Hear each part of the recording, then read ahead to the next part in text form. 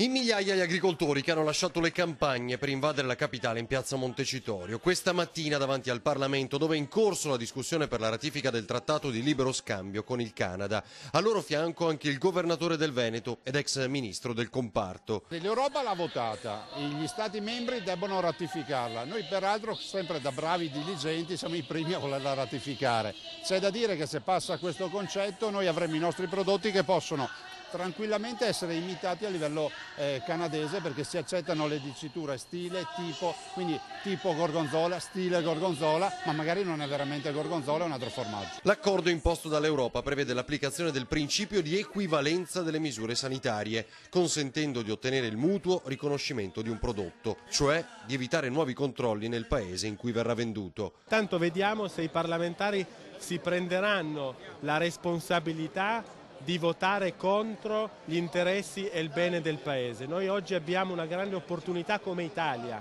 l'opportunità politica di fermare questi accordi commerciali che svendono l'agricoltura e la considerano merce di scambio rispetto agli altri settori economici. Un esempio, nel paese nordamericano vi è un diffuso impiego di OGM nei campi e di ormoni negli allevamenti che sono anch'essi vietati in Italia. Il rischio dunque l'invasione di simili prodotti a danno del nostro Made in Italy. È un sostanziale azzeramento dei dazi, dell'identità produttiva e dell'investimento che ormai dura, direi non da anni ma da secoli in Italia, rispetto a prodotti di qualità e prodotti che sono unici.